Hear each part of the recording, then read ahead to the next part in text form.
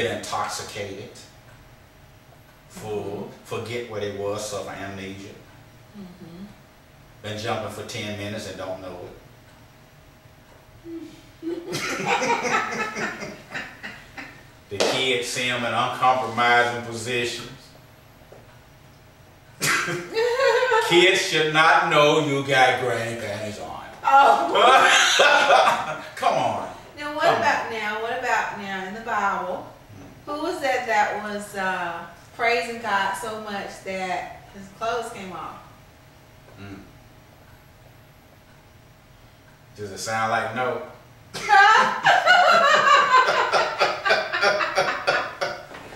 Well, you know, you can read a lot of things in a lot of different ways. And I do teach people to learn to read the Bible literally. But I don't approach the Bible from a literal perspective. Okay. I teach people to read it literally to get familiar with what's said. But when I teach it, I teach it from the Spirit. Okay. And so. And really, that is not anything that is normally taught in today's churches. No.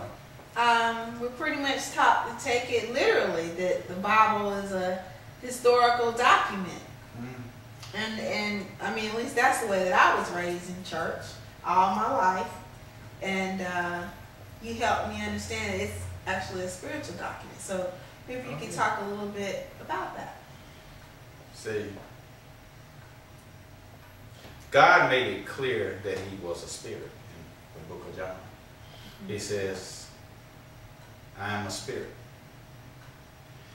And they that worship me, listen at the word, must. Must means there is no other way. Notice it didn't say you got to go to church on Sunday. Notice it didn't say you got to go to Bible study on Wednesday. And I'm not against any church. I want to make that clear. But when you read it for what it is, the prerequisite is they that worship me must worship me in spirit and in truth. Not at Ebenezer, not at St. June's, not at St. John's, what have you. But if we get to a point where we get beyond appearances, and we go to Revelations, and many times it says, listen what the Spirit has to say to the church. The Spirit is what speaks to the church. Not just the church you, but the church building. Because the Spirit has much to say to the whole world if they have eyes to see and ears to hear. Then they will have not eyesight, but insight. Then they will have comprehension, not vibration on the eardrum. And so they will begin to comprehend beyond the human. And so, to make a long story short, we have to get back to true religion. And that's relinking, religio, rebinding back to spirit, not to edifices that are idols that's put into place of spirit. And so, you know, that's the focus. That should be the goal. And everybody will have unique experiences. Everybody will have a unique way that they accomplish certain things. But it's the main reason that I stress spiritual practices. And the difference with my ministry, which is very unique, a lot of people can't put their mind around my ministry because people are so traditional. Well, what church you speak at? Right. You know, this and that. And I do a lot of speaking, don't get me wrong. But I tell people, when I speak to you, I'm speaking to the church. You know, I teach people how to take everyday life and make it a spiritual practice. The things you do every day, people don't know can become a spiritual practice in and of themselves. For instance?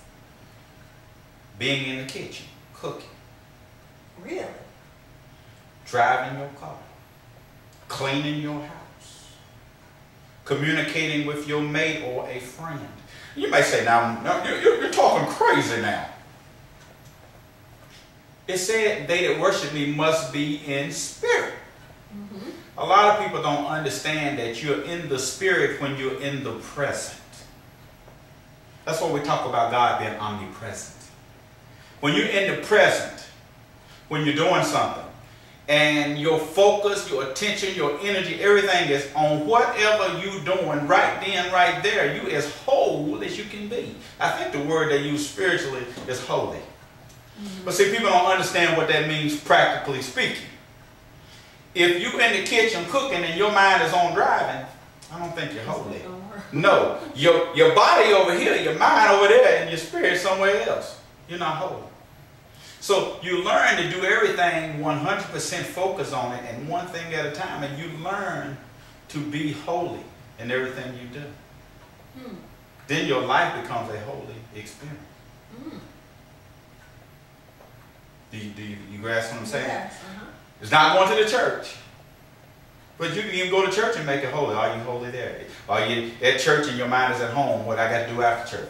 What I got to do with the kids after church is over? I got to take. See, because this world teaches multitasking.